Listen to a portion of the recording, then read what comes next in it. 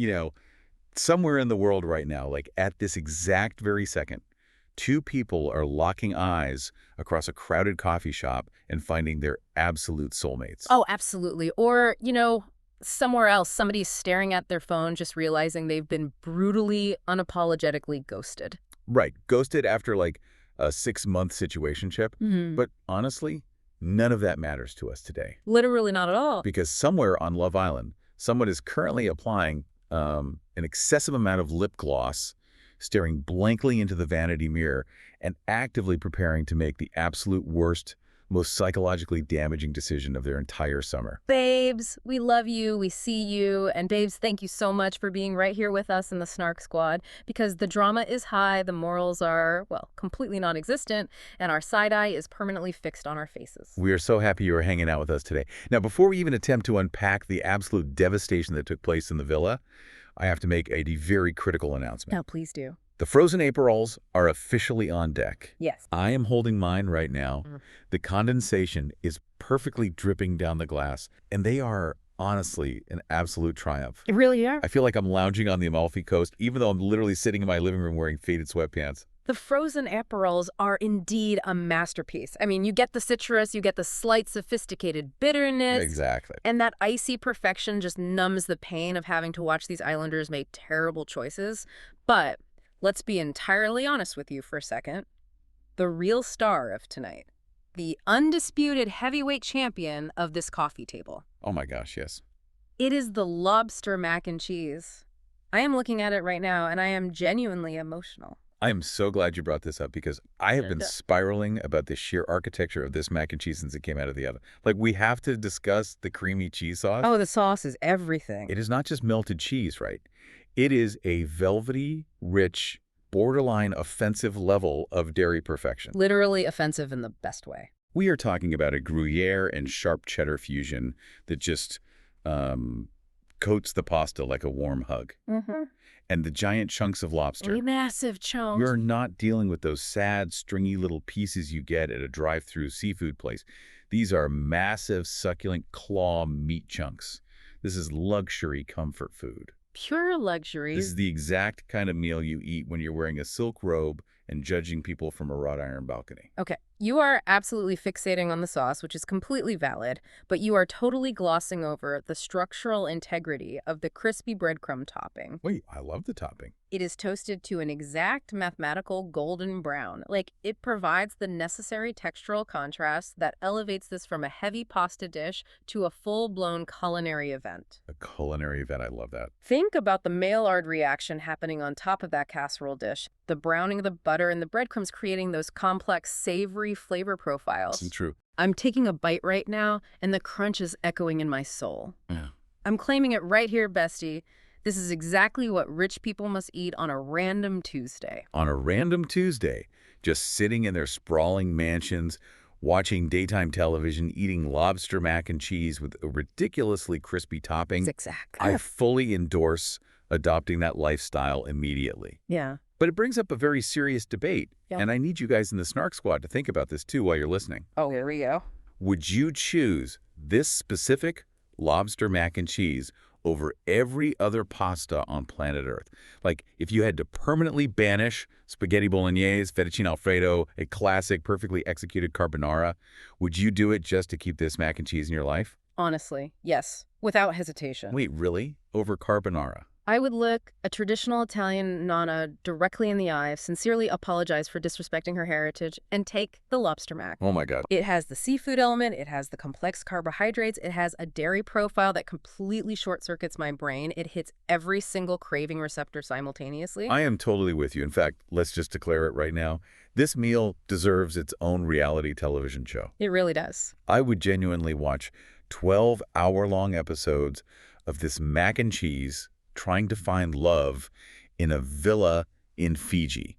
It has more personality, better structure, and far fewer red flags than half the men we are about to discuss today. The mac and cheese would win the public vote by a landslide, no question. I mean, it has chemistry with the palate, it has longevity in the fridge as leftovers, and it has absolutely zero toxic traits. Zero. But alas, we have to pull ourselves away from culinary perfection because by the time you are listening to this, it is Wednesday. Happy midweek, babes. Happy midweek. We have officially made it over the hump, and honestly, we need to debrief because today was an absolute roller coaster. It really was. Welcome to the Dental Clinic Diaries, where we share the chaotic highs and lows from our respective practices today. I will start because I am still emotionally and visually recovering from what happened this morning. Please, the floor is yours. Spill the clinical tea. Let's hear the pathology. So today actually started on an absolute undeniable high. My favorite coworker, who is an absolute angel walking this earth, brought in homemade cinnamon rolls. Oh, wow. And I am not talking about popping a cardboard tube on the counter. I am talking yeast-risen, double-proof dough, rich cream cheese frosting, warm straight out of the oven. Stop it right now. These were life-changing cinnamon rolls. We were absolutely feral, eating them in the break room like we hadn't seen carbohydrates in weeks. The staff morale was through the roof. A homemade baked good in a clinical sterile setting is top-tier workplace culture. That is a massive dopamine hit to start the day. Exactly. We were thriving. But then the lows. The absolute soul-crushing, aesthetically devastating low. I walked out to the front desk after finishing up with my first patient, and I realized something horrific. What happened? I was wearing my new, very specific, very bright shade of periwinkle blue scrubs. Oh, no. Please do not tell me what I think you're going to tell me. The entire front desk staff, literally all 4 of them, were wearing the exact same shade of periwinkle blue scrubs. No. It wasn't coordinated. It was a complete accident. We looked like a heavily medicated boy band. A medicated boy band. We looked like an extremely niche cult that specializes in flossing and fluoride treatments. Patients were actively staring at us in the waiting room like we were about to break out into a synchronized, choreographed dance routine. That is amazing. I was so mortified I had to wear my white coat buttoned all the way up to my chin for the rest of the day, just to break up the visual nightmare of all that periwinkle. A heavily medicated boy band. That is a visual I am going to cherish for the rest of my life. You accidentally formed a dental pop group. I bet the patients felt incredibly intimidated by the unified front. It was profoundly embarrassing. I kept catching my reflection in the glass doors and physically cringing. But what about you? How was your clinic today? I know you were fully booked with extraction. Oh, it was a complete psychological endurance test. Oh, no. The high was actually incredible, though. We had a surprise lunch delivery. Wait, really? From who? One of our long-term patients who just finished a massive treatment plan brought in this huge platter of assorted Thai food. We were talking pad Thai, drunken noodles, spring rolls, Penang curry. It was a feast. We destroyed it. A surprise Thai food delivery. That patient needs free teeth whitening for the rest of their natural life. That is elite gold star behavior. Truly, they are royalty to us now. But then the absolute chaos ensued. We spent literally 20 solid minutes debating the office playlist. 20 minutes. Yes. The hygienist wanted upbeat top 40 pop music. The receptionist was aggressively pushing for this moody, depressing indie folk. And I was just trying to advocate for some lo-fi chill beats so the patients wouldn't get a spike in their blood pressure. Okay, valid. It turned into a full-blown parliamentary debate in the hallway. We were making emotional appeals, arguing over the psychological impact of listening to acoustic guitar solos while holding a drill. It was exhausting. Okay, I have to push back on your receptionist there. Moody indie folk, while someone is holding a high-speed drill near your exposed gums, is a recipe for a clinical panic attack. Yeah. You were entirely on the right side of history advocating for lo-fi. Thank you. It is just basic patient care to not play depressing music during a root canal. But the real scandal of the day, the absolute peak messiness, happened right before closing. Oh. I went into the staff room to put my coffee mug away, and I opened the wrong cabinet, the one all the way in the back corner that holds the extra paper towels and the bulk hand soap. And tucked carefully behind a giant roll of Bounty, I found it. Found what? What was hidden? A secret, highly curated emergency chocolate stash. No way. We are talking Ghirardelli squares, a box of high-end dark chocolate truffles, and a full, untouched Toblerone. Somebody in that office is living a double life. Someone is hoarding the premium cocoa and deliberately not sharing it with the group. Oh my goodness. The betrayal, the subterfuge. Who do you think it is? You have to launch a full investigation. Oh, yes. Set up a sting operation. Dust the Toblerone box for fingerprints. I am already planning it. I am going to meticulously observe everyone's micro-expressions tomorrow. The second someone looks slightly too relaxed after dealing with a difficult patient, I'm going to know they hit the stash. They will totally give themselves away. It's basic human psychology, you know? Guilt always leaks out through the facial muscles. Okay, but speaking of sting operations, human psychology, and absolute chaos, we have to give the Snark squad an update. Because in pure solidarity with the absolute unmitigated mess of this Love Island season, we did something completely drastic this week. We did. We willingly, voluntarily walked back into the digital inferno. The online dating crash-outs are back in full effect, babes. We rejoined the apps. And I'm already deeply questioning every single life choice that led me to reinstalling Hinge. Please, give us the update. What is the current state of your romantic digital footprint? Because last time we checked, you were swearing off apps for a minimum of 5 years. It is bleak. It is a barren, desolate wasteland. I matched with this one guy, and I kid you not, his entire personality, like his whole essence, his aura, his bio, his prompts, was just the word entrepreneur. Oh, no. That is a massive, glowing red flag. What exactly does his supposed company do? That is the beautiful mystery. It is completely vague. His profile just said he builds brands and disrupts paradigms. Disrupts paradigms. Yes.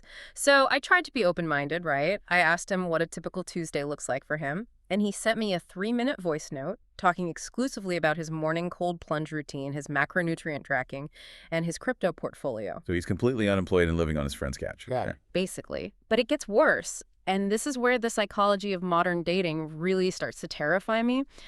I stopped responding because obviously I value my sanity and my time. And he proceeded to message me, "Hey, beautiful," 5 separate times in a row over the course of 3 days. Wait, 5 separate times? Hey, beautiful. Hey, beautiful. Hey, beautiful. Hey, beautiful. Hey, beautiful.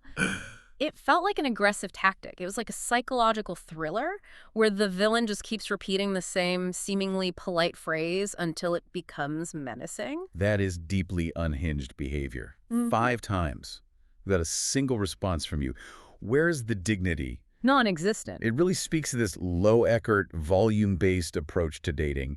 He's not actually trying to connect with you. He's just throwing out breadcrumbs to see if a pigeon will peck at it. It's completely devoid of self-awareness. Exactly. It's a numbers game for them. I am genuinely, profoundly questioning if deleting the apps and living the rest of my life in peaceful, uninterrupted solitude is actually the truest form of self-care. Honestly, it might be. Forget the sheet masks. Forget the expensive bubble baths. Forget the matcha lattes.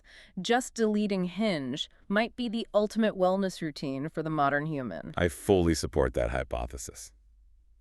Honestly, my experience this week hasn't been much better, but in the exact opposite, arguably more terrifying way. What happened? I found someone who seems almost like too perfect. Like the pictures are gorgeous, but look like they were taken by a normal friend, not a professional photographer. Okay, a green flag. The banter is incredibly witty. He asked me about my favorite books and actually had follow-up questions. He loves rescue dogs. And he has a steady salary job that has absolutely nothing to do with cryptocurrency. Okay, wait, I am confused. That sounds amazing. That sounds like a massive win. Why are you spiraling over a guy who actually reads books and loves dogs? Because my brain is broken by reality television and true crime. I am fully 100% convinced that he is either secretly married with a lovely family in the suburbs, or he's running an elaborate Tinder swindler-style long con. Oh my God, bestie. Like, he is about a week away from asking me to wire him $10,000 to secure a diamond shipment stuck in customs.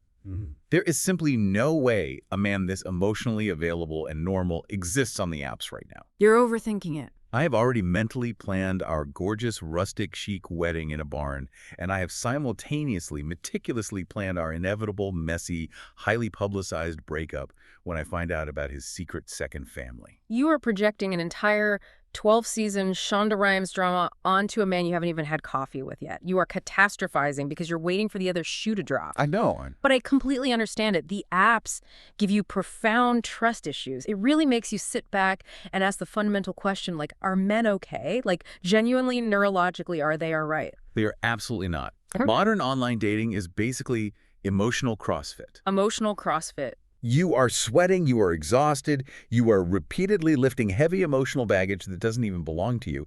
And at the end of the day, you're just sore, confused, and wondering why you pay a subscription fee for this kind of torture. Emotional CrossFit. That is the exact perfect phrase for it. It is a grueling psychological endurance test, which actually brings up a very important hypothetical. Looking at our own disastrous attempts to navigate romance, do you think either of us would actually survive a week inside a villa?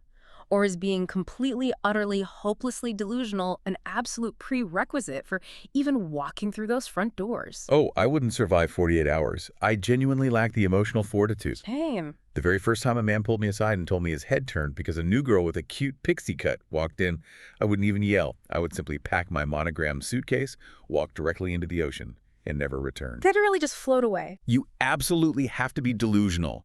You have to actively choose to believe that a man you met 4 days ago is your cosmic soulmate.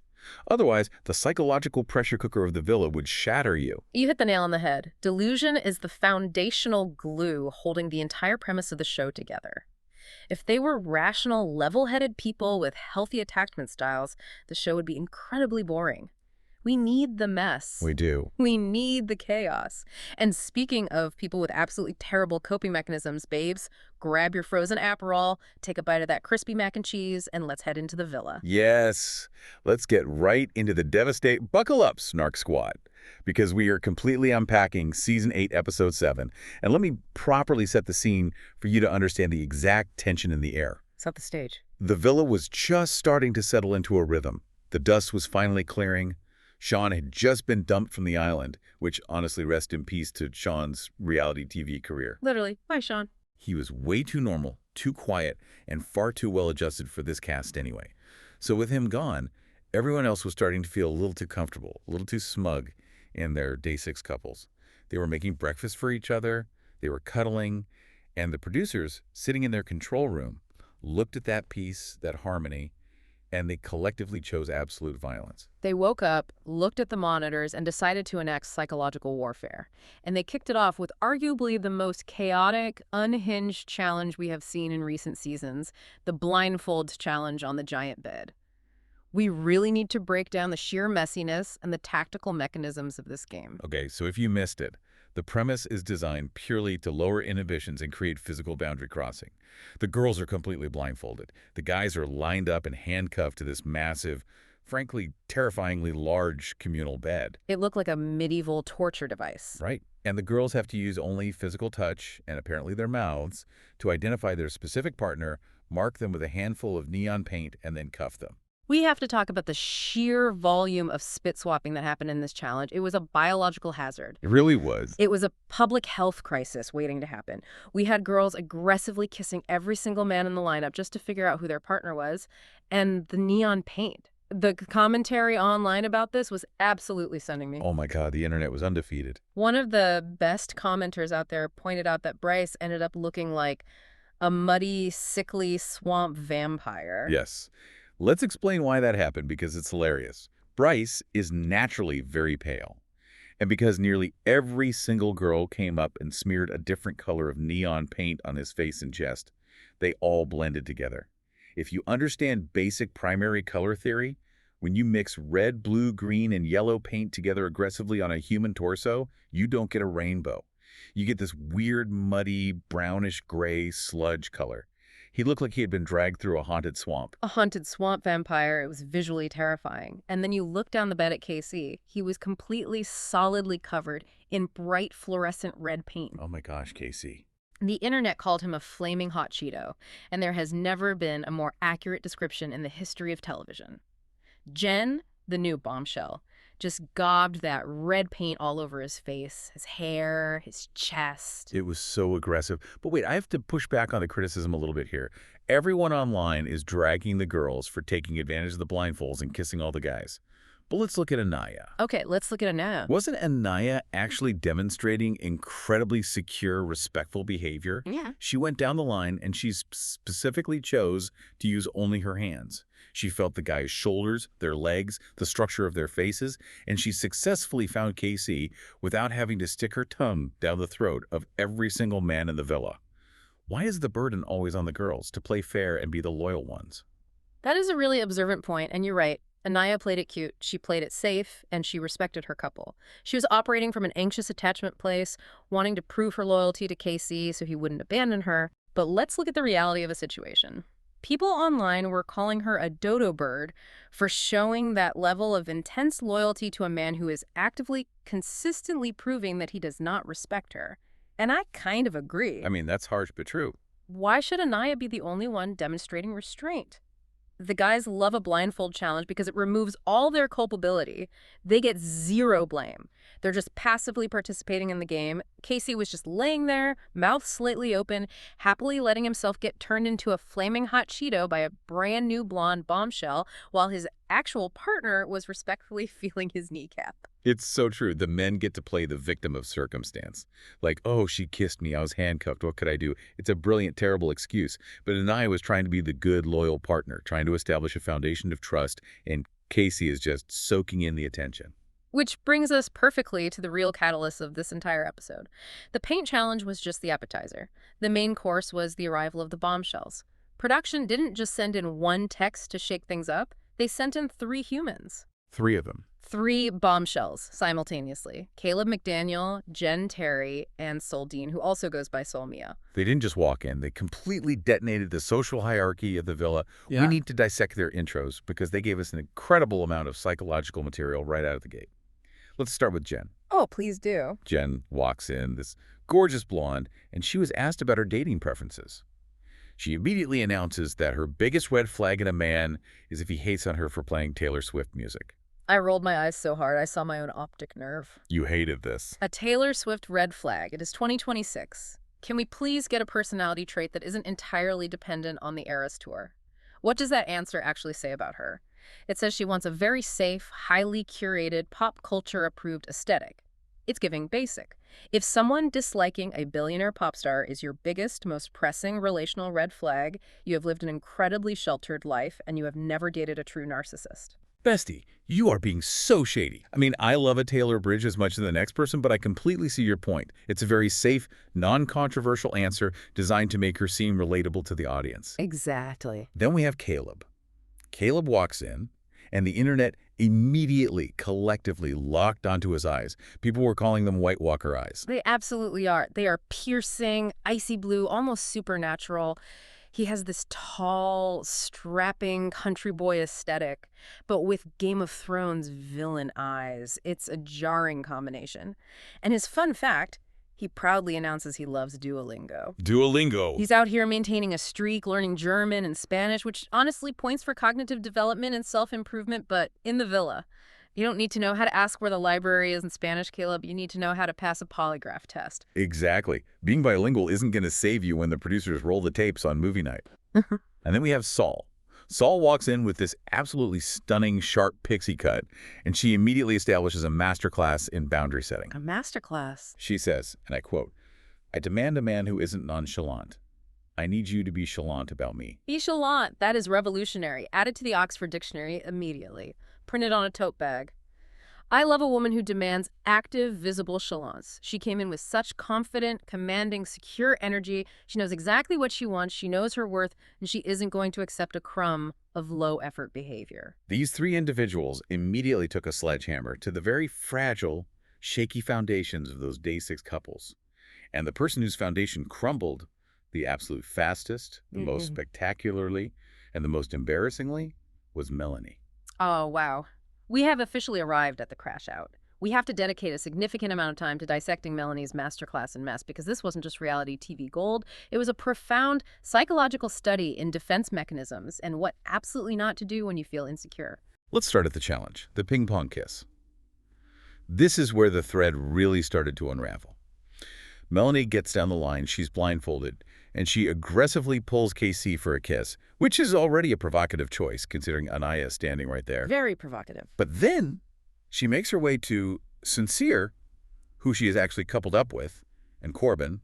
And what does she do? She goes back and forth, vigorously swapping spit, ping-ponging her face between the 2 of them. I watched this sequence through my fingers. It was a complete humiliation ritual for Sincere. Put yourself in his shoes. He's handcuffed to a piece of furniture, completely helpless, watching the girl he is coupled up with make out with him, then literally lean 2 feet to the right and make out with Corbin, and then lean back to him. It's awful. It's emasculating. And her excuse. I analyzed this excuse while watching, and it is infuriating.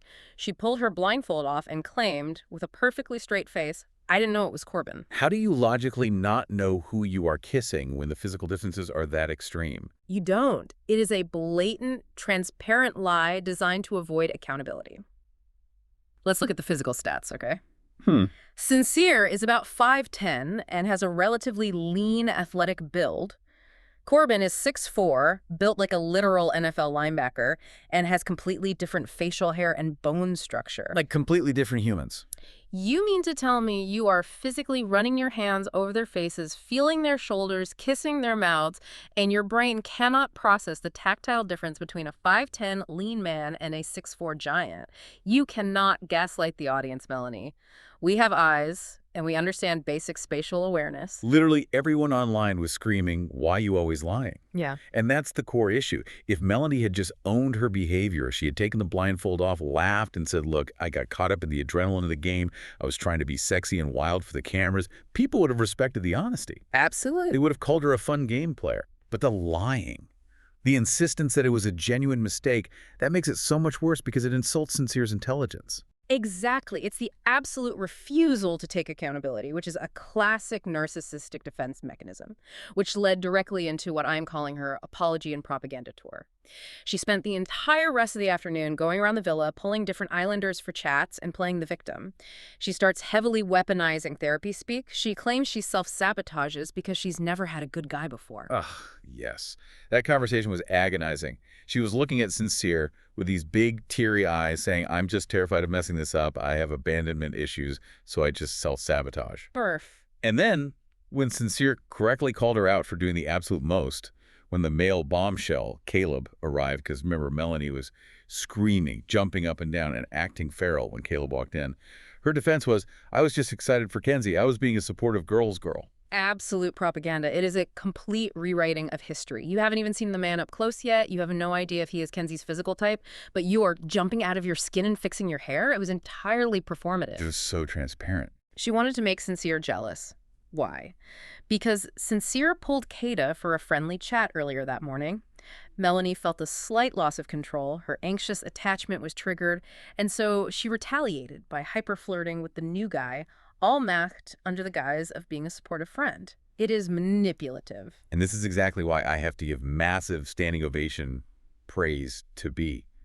B was not having a single second of this narrative. B pulled Melanie aside in the dressing room and basically put her right in check. We love B. She confronted Melanie about her rude behavior toward the other girls and her complete lack of emotional regulation. B looked her in the eye and said, "You are the one with bad communication." I love B's radical honesty. She refuses to sugarcoat anything or play along with the delusion. B is the grounded hero we need in this villa. But Melanie's spiral didn't stop there. It culminated in the cinematic masterpiece that was the speakeasy betrayal. Let me paint the scene for you, because the timing of this was so impeccable it felt scripted by a Hollywood writer.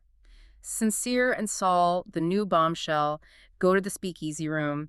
The vibe is incredibly intimate. The neon lighting is low and moody. The sexual tension is so thick you could cut it with a butter knife. Very thick. And they actually bypass the superficial small talk and bond over some really deep, heavy, emotional stuff. They start talking about hair, of all things. But it gets real.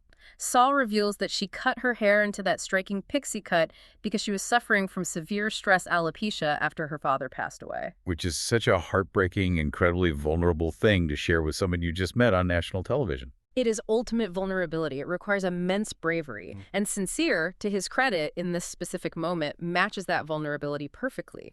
He tells her the reason he is growing his hair out long is because his grandmother, right before she passed away, told him how much she loved his long hair and specifically asked him never to cut it.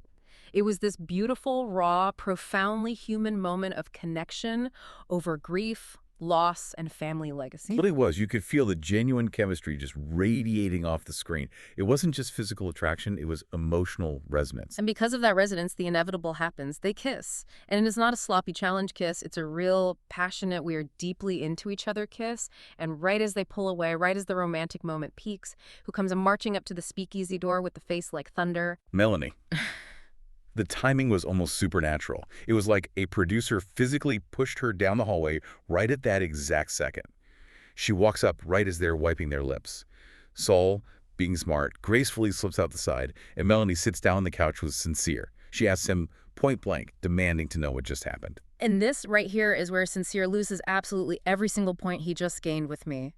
He admits they kissed because he knows he can't deny it, but then the lie. the pivot. He looks Melanie directly in the eyes and says that Saul initiated it. He says, "I didn't ask for that, she did." Oof. That was so incredibly tough to watch.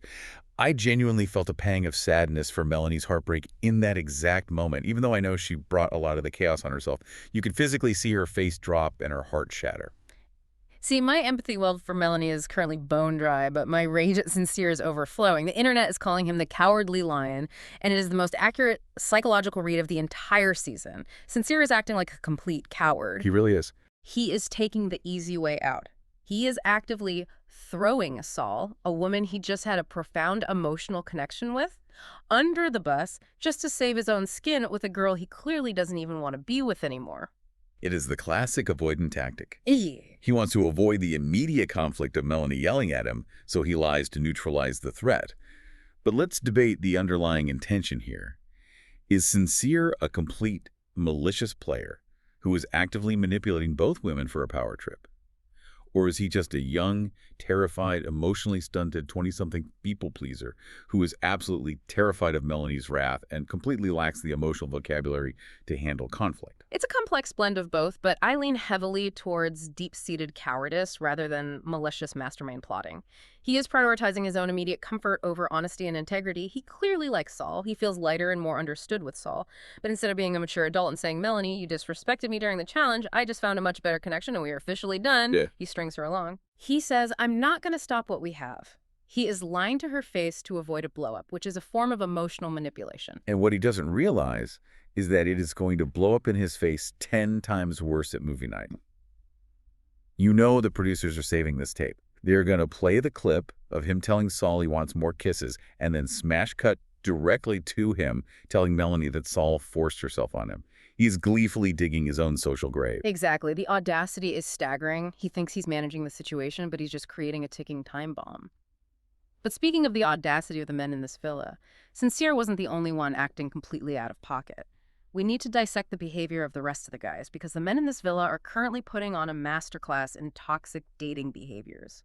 Let's start with Casey and his incredibly speedy lies. Oh my gosh, Casey. People online were saying he has the dark spirit of a fuckboy hovering over him. And honestly, the aura is incredibly strong. Saul walks into the villa, and Casey is looking at her with absolute primal hunger in his eyes. He is visually devouring her from across the fire pit. He was starving for her. You could see the gears turning in his head. And then he regroups with the guys by the pool, and he immediately tries to downplay his obvious physical reaction. He tells them, "Yeah, she's cool, but she looks exactly like my ex." Which is such a bizarrely specific lie to formulate on the spot. It is a highly calculated lie. Think about the strategy here. He's setting the stage to justify pulling her for a one-on-one chat later. If he says he's just attracted to her, he looks like a dog. But if he says she looks like his ex, he creates this narrative of unfinished business or curiosity. Meanwhile, poor Ania is spiraling out of control inside the dressing room. Oh, yeah. She is crying, she is hyperventilating, and somehow, because of her anxious energy, she's become the de facto villa therapist. Everyone is coming to her with their problems, dumping their emotional baggage on her, while her own man is out here drooling over a bombshell. I just want to reach through the screen, grab Anaya by the shoulders, and shake her. I want to tell her to stand up, demand better for yourself. Where's the self-worth? She cannot be collapsing into a puddle of tears every single time Casey looks in the general direction of another woman. Seriously. This is Love Island. The entire premise of the show is that new, attractive people will walk in and test the couples. Heads are going to turn. She needs to diversify her portfolio. She should have given Sean a real chance when she had the opportunity, instead of putting all her eggs in Casey's very fragile basket. She really should have. She played it far too safe.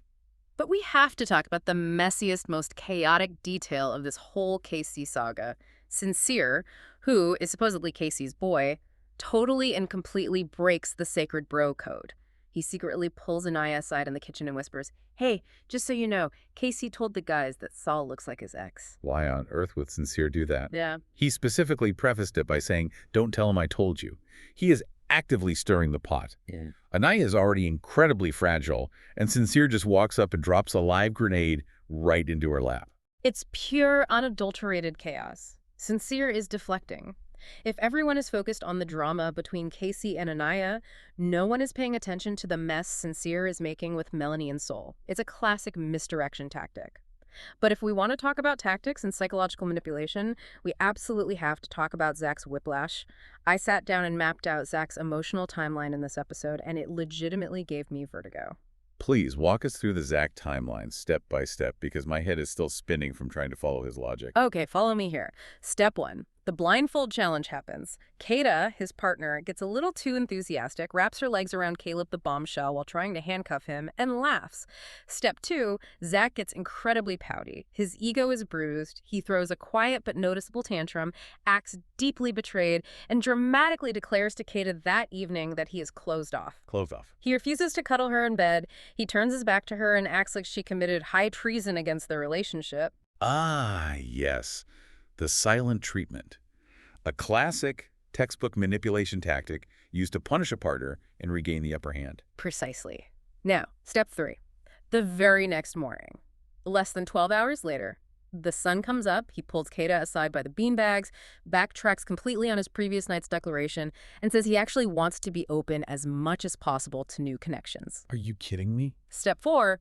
He immediately stands up, marches directly over to the daybeds, and pulls Jen, the new blonde bombshell, for a flirty chat. It is absolute neck-snapping whiplash. But I have to push back on Zach's underlying motives here for a second. Let's analyze this.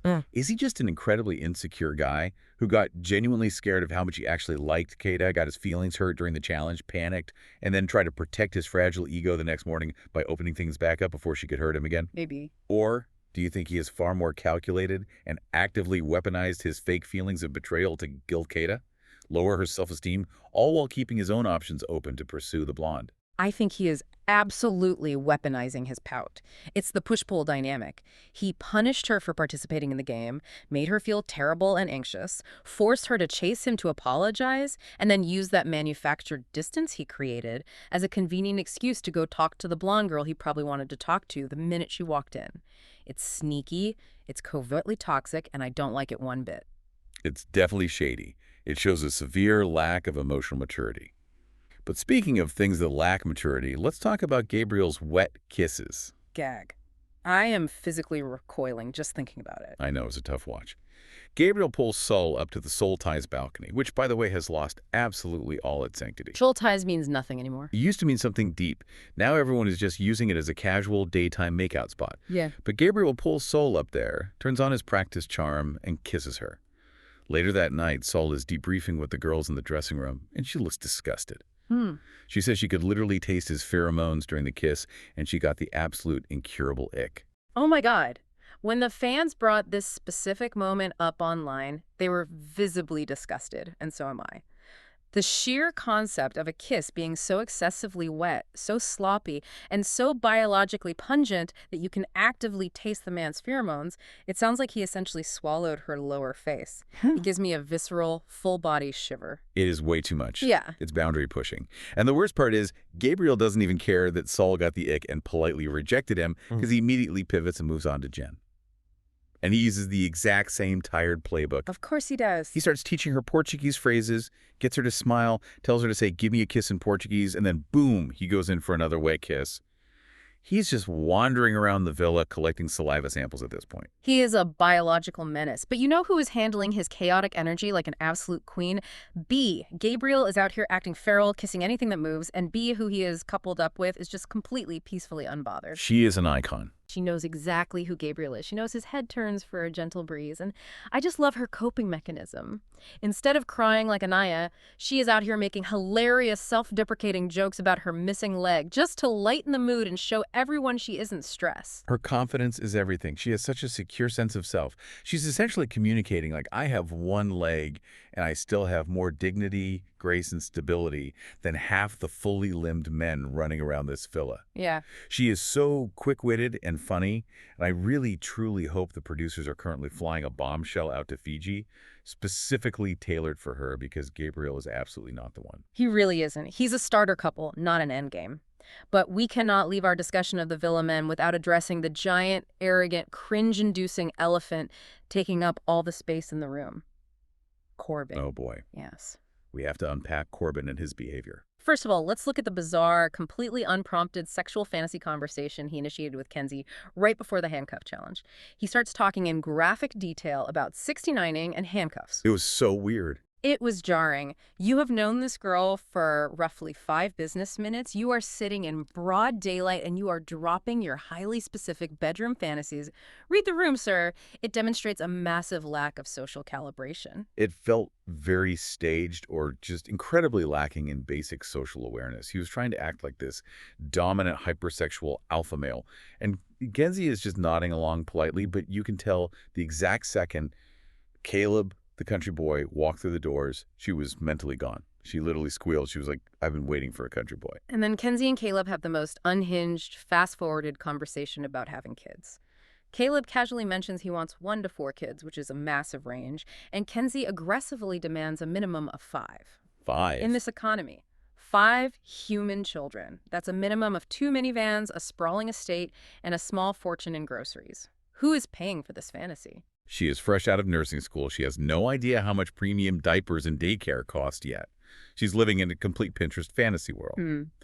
But we have to pivot to the more serious, frankly gross drama surrounding Corbin, because the internet did not hold back, and we need to talk about his sheer arrogance.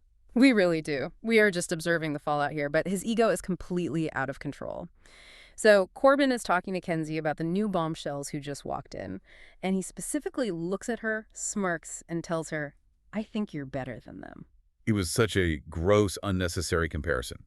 You can compliment the girl you are with without tearing down the new girls. It showed this really nasty superiority complex. Reviewers online went all the way in on this. People were breaking down his wording and his body language. He has this constant aura of thinking he is the prize of the villa, the ultimate catch, and he looks down on everyone else. The fans were up in arms in the comments. They are heavily side-eyeing him for being a walking red flag.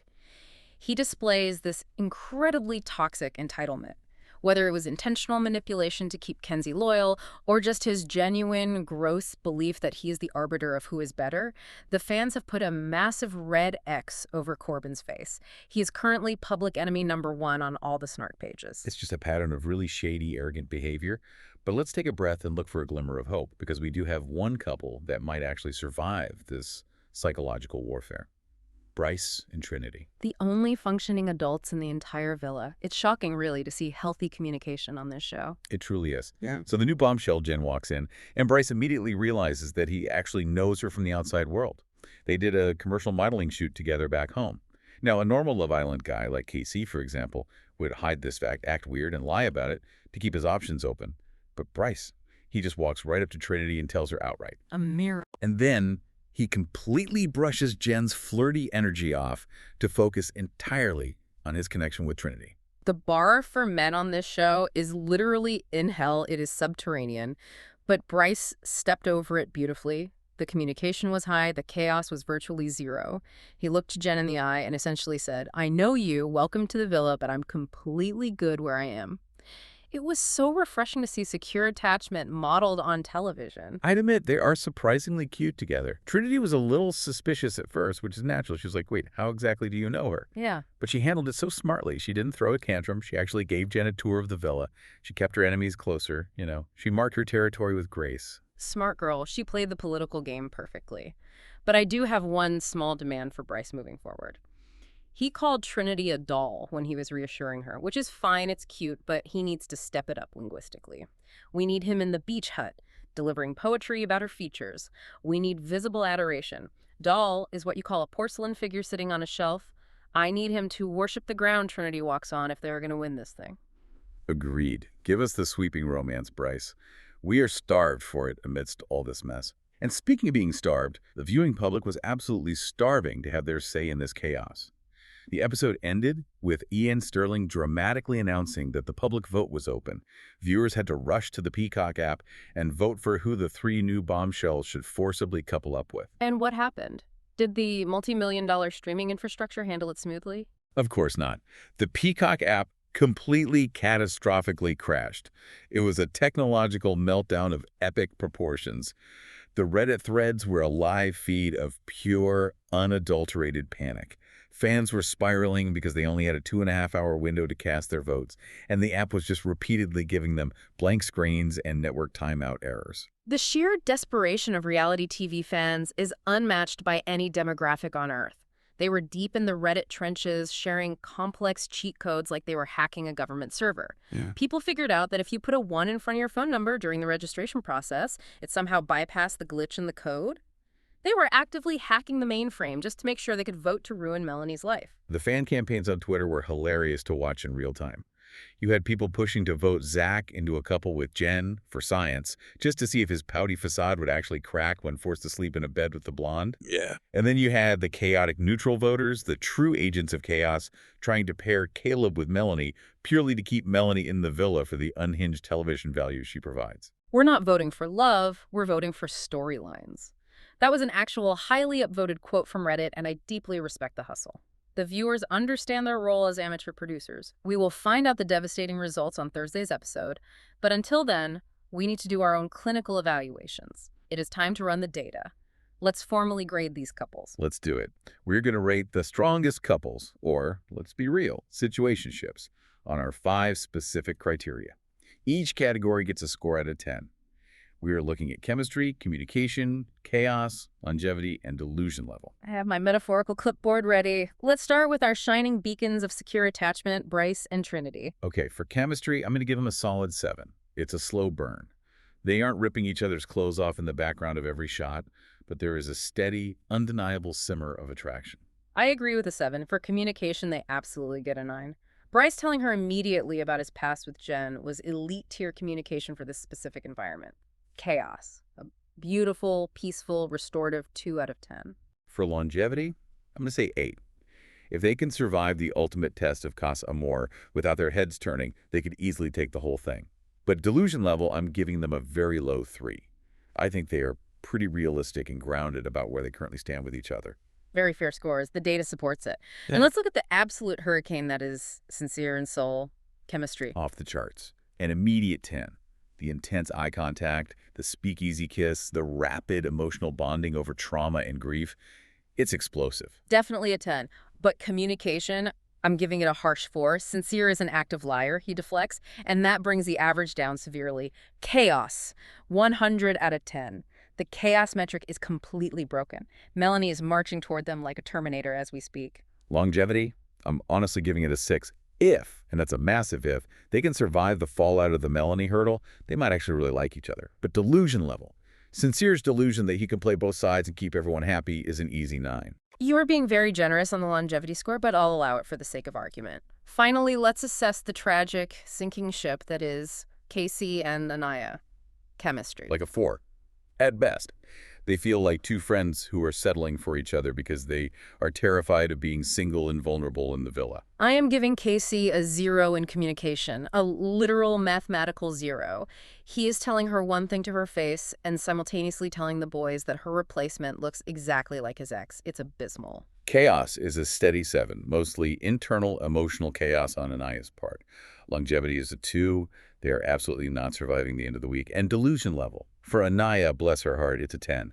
Maximum delusion. She is fiercely clinging to a ghost of a relationship. It hurts because it is clinically true. Moving on, we need to induct some people into the Green Flag Hall of Fame. We each have to nominate an Islander for specific behavioral categories, and we have to fiercely defend our logic.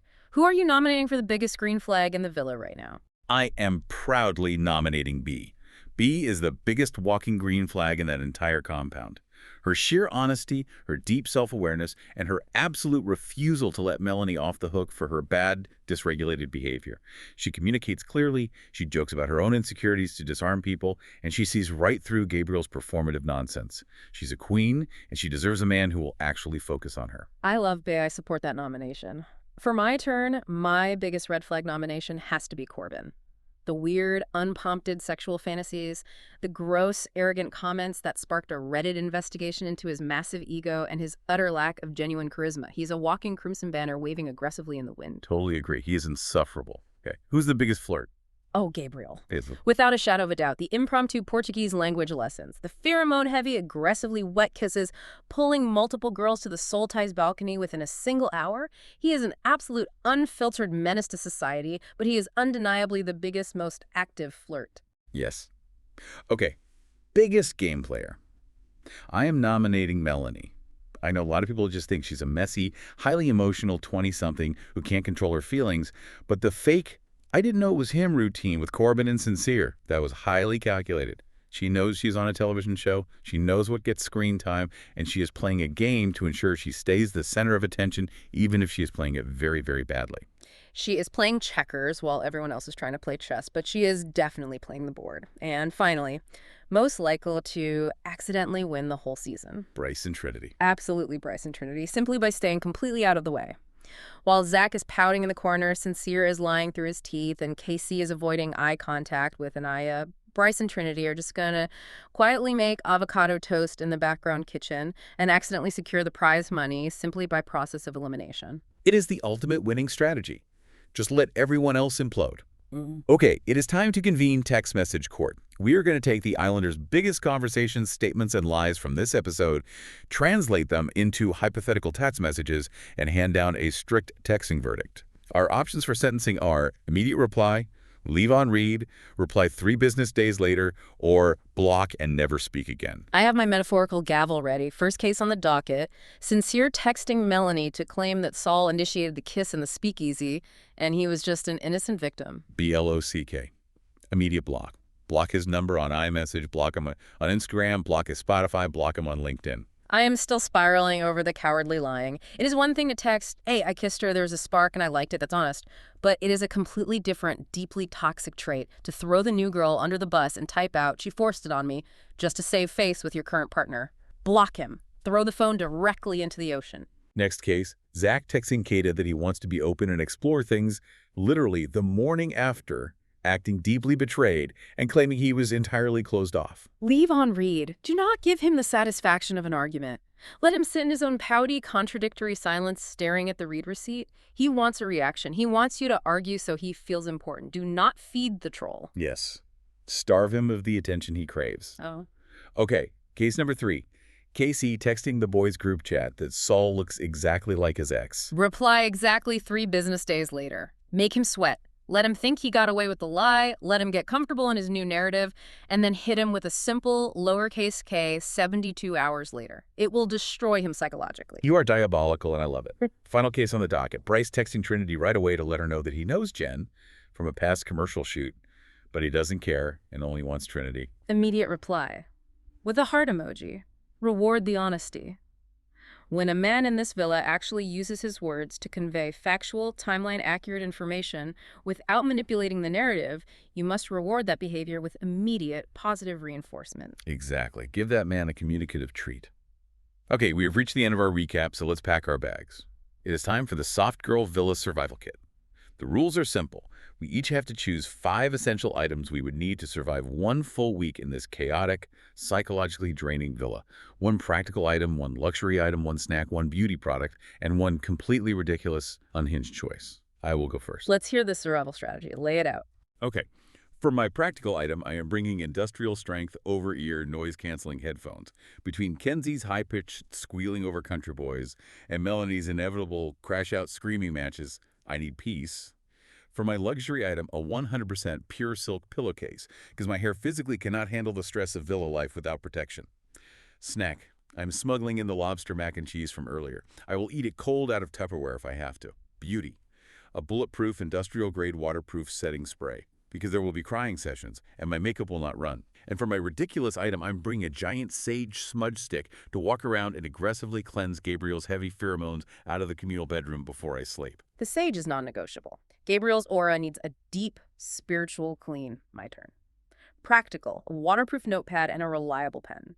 I need to keep meticulous, written track of everyone's timelines, lies, and closed-off declarations for when the gaslighting starts. Luxury, a full-scale, barista-grade espresso machine, none of that instant coffee nonsense. If I'm dealing with these emotionally stunted people, I need highly caffeinated espresso. Snack, the emergency chocolate stash that I'm absolutely stealing from my dental clinic break room tomorrow. Beauty, extremely dark, oversized polarized sunglasses for ultimate undetected side-eyeing during the fire pit recouplings. And my ridiculous item, I am dragging a fully calibrated FBI-grade polygraph lie detector machine into the villa and plugging it in right next to the makeup mirrors. A lie detector? Oh my God, Sincere would start visibly sweating the second you unbox the wires. That is tactical genius. But let's be real with ourselves for a second. Who would actually last longer before voluntarily self-evicting? I would self-evict by day 3. The exact minute the lie detector caught someone like Sincere lying about a kiss, I would dramatically announce the results to the entire villa, unplug my espresso machine, and walk straight out the front doors into a waiting taxi. That would probably last until day 4, but solely because I'd want to finish the entire Tupperware of lobster mac and cheese. Once the complex carbs ran out, I'd be right behind you. Honestly, incredibly true. Well, that brings us to the end of our villa debrief. But before you go, we need you to hit the comments and sound off on a few very important questions that we debated today. Yes. Number 1, are you team frozen Aprils or team espresso martinis for a reality TV watch party? Number 2, the lobster mac and cheese. Is it elite luxury comfort food or is it overrated? Number 3, we need to know the absolute worst, most unhinged online dating message you have ever received. Please make us feel better about the Hey Beautiful Guy. And finally, which couple are you actually rooting for this week, or are you just rooting for chaos? Thank you all so much for listening, spiraling, and overanalyzing every single frame of this show with us. You know we love you. Please remember to like, comment, subscribe, and share this with your favorite reality TV viewing partner. And I want to leave you with one final, deeply provocative thought to mull over while you go about your day. Think about this. If the producers are willing to send in 3 incredibly hot bombshells on day 7 just to completely break the Islanders and ruin their fragile little day 6 couplings, what psychologically unhinged twist are they saving for Casa Amor? Think about the escalation. Are these dating shows actually just elaborate, modern-day Stanford prison experiments disguised in neon bikinis? Are we actively complicit in their psychological unraveling just by watching? Oh, we are absolutely complicit, and we will be on the couch watching every single second of it. Stay flirty, stay messy, and we'll see you on the Snark side.